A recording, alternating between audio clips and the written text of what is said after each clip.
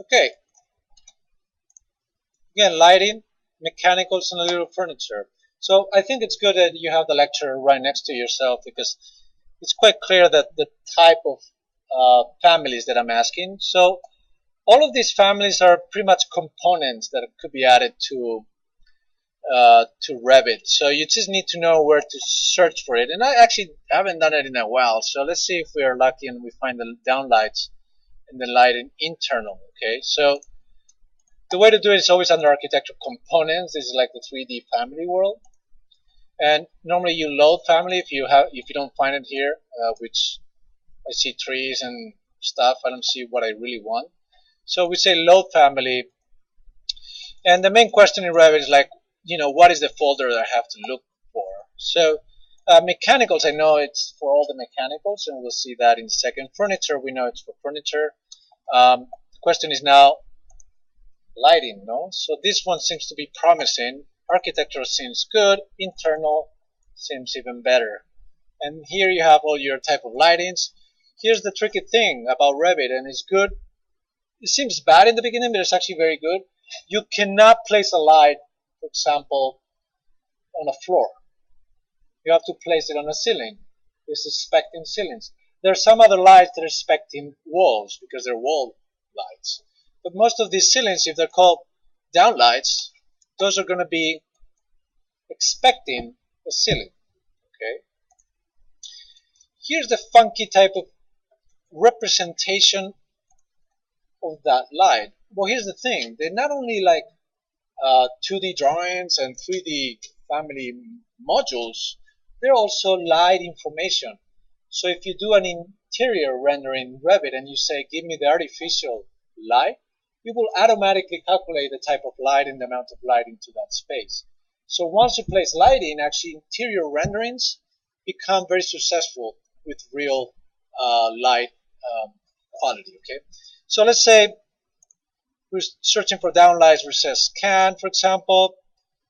Here is one. Say open, and again, I cannot place it in the walls. I cannot place it in the stair.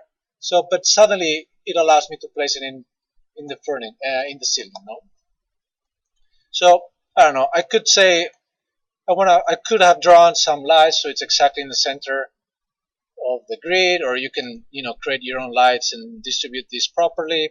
You could place this guy's escape, create your type of lights, line work. Say annotate, detail line, and you start drawing this. For example, it's in the middle between these two,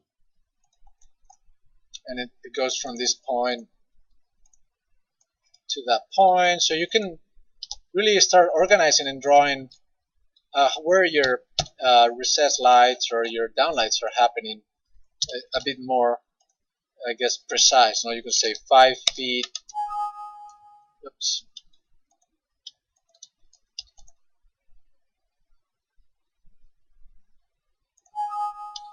Okay, it's forcing me to locate it. So what I can do is actually do those lines, detail lines.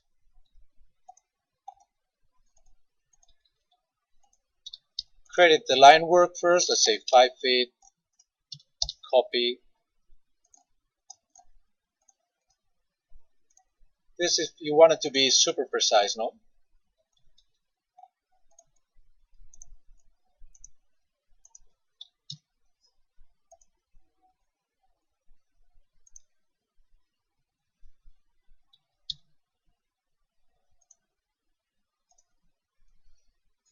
Could be. I'm moving this one here. And then what you can select is the ceiling and say create similar and place it exactly where that line corresponds. So you're a bit more precise about how those elements are included. Again, exactness is something that is welcome in the... So you start placing your lighting, create similar, put a little more like by eye. But again, this probably needs a little bit more of a line drafting quality first, no? More lights. You can just select that one, say actually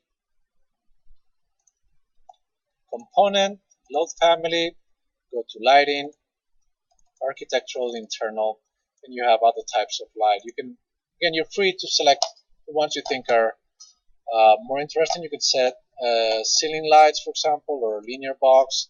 All of them are situated here. So you can, for example, ceiling light box, you can say open, and place it within the grid. Here's the thing, you can place a light, and then you can select the light and move it so it's, you know, more properly set in relation to the grid. No?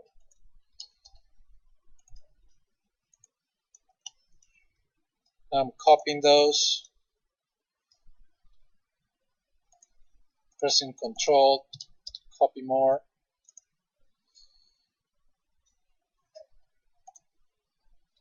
You have a nice distribution for this phase. Amount of light. You could start working with it and rotating it. Actually,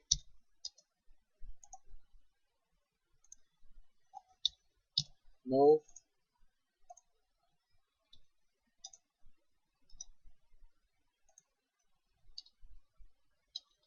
You can delete as many as you want and copy it as you go.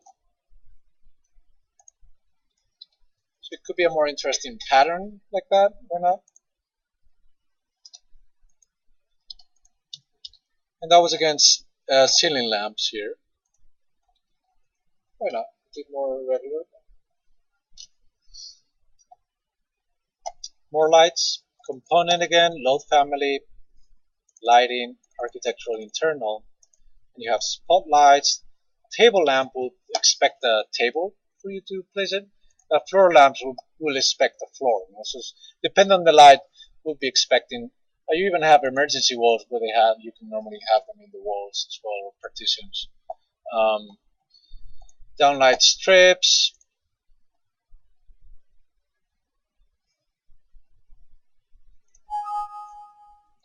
And this one is not visible. So I'm going to put another camera there to see what we actually did at that very moment. Say level 5. Place a camera there.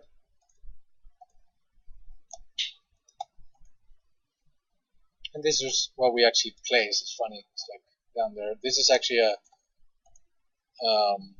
downlight strip. It's located level 5, offsets, light elevation. This is actually associated to the wall, so you can set this to be 10 feet. And this normally goes probably in bathrooms, and so is this type of line strip that you can place on top of the mirrors in a bathroom, so they illuminate clearly. So this, again, if you don't find the fancy light you're searching for, you're free to go to RabbitSeek, and they have like trillions of types of lights. But I think with the default ones that you can find in the lighting folder, you can find a good amount in this light elements. Okay, more. Mechanicals, I'm just going to leave it also quite straightforward. We go to components again. We go to load family.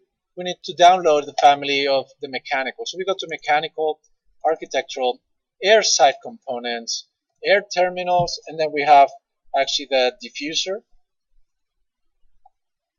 And by the way, you can select several of these elements. You can have the square return and this diffuser, and you say open, so you can actually load two families at the same time. And this is the moment where you think about, for example, how many diffusers and how many returns do we need. No? So we can go to component and change that and place the diffuser instead. Okay. So normally for a one bay space, I would recommend one diffuser and one extractor or supplier. And you just need to move them so it really fits nice within the grid. You could have actually two of these suppliers and one diffuser. Okay.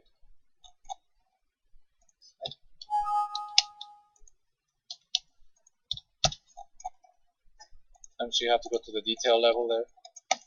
Again, input, output. They're normally separated, so you normally have them in different sides of the room. you could have 1 and 2, and for the big spaces you can have 2 and 3, for example, etc., etc. That's pretty much the proportion that you need for each of the spaces. You have to actually combine sometimes. Let's go to component and say square register here, and let's select square supplier.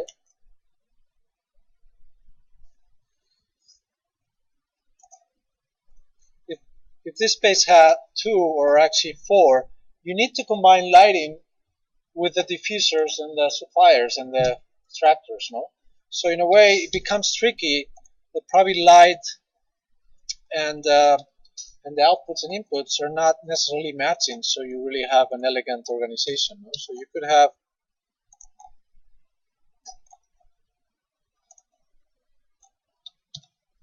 to think a bit of how each of those components are placed elegantly, you know? And this is definitely not an elegant way of placing it together. You know, you can see, move this one down here. It's probably also the number is not great.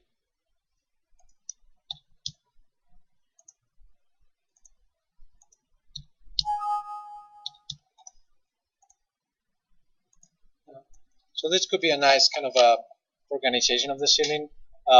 You're leaving the perimeter kind of clean. At the same time, the diffusers and they're different in different size, the diffuser versus the extractor, and everything looks like a pattern that could be interesting type of composition. If we go to the section, by the way, we will see that these elements are not only in 2D drawings, but they're also generating three-dimensional kind of information. If we go to Find View, we have how each of the elements are embedded in this ceiling. This is downlights here, cans are there. So all the information is also informing and kind of speaking about how section and plans are utilized. Okay. Now we have some furniture. I'm just going to do the introduction and I'll finish in the next video. But basically, it's as simple as, again, component, load family. I will recommend that you go to furniture and you go and kind of follow this, the casework and the base cabinets and the chair and table arm. So under furniture you will find these elements. Under casework you will find these other ones. So furniture, you have seating. Again, you can control and scroll in to see the different ones, and you can have the chairs, the bar chairs, or if you have an office space, you can have a chair desk, or if you have classes, the chair tablet arm, that would be interesting to have. Be careful not to place the furniture on your ceiling plan, which is what I was going to do pretty much about. So go to place furniture, go to your floor plans. Okay, and again, component, load family, and again we have furniture, and we will see afterwards that Casework here is where the other stuff. Let's download a couple of things and place a couple of them. Sitting, table arm, open, and you say there's a big room here in the corner. You can press spacebar to rotate it. You can place one and then copy it and do a, you also have array, by the way. You can create the array similar to AutoCAD and, duplicate these 3D elements within this floor. I think that's something I really don't need to explain much, it's straightforward. Again, you can copy them easily, etc., etc. Okay, I'm going to explain about the casework in the next one, but as you can imagine, it's as simple as component. Load family, we go to casework, and then you have cabinets, countertops, shelvings, tall cabinets, wall cabinets. So all these elements are the ones we're going to be using to operate on a typical lab type of furniture, which is similar to almost imagining kitchens. It's very similar to a kitchen. You have cabinets and you have counters, etc. This is what we're going to be placing in a second.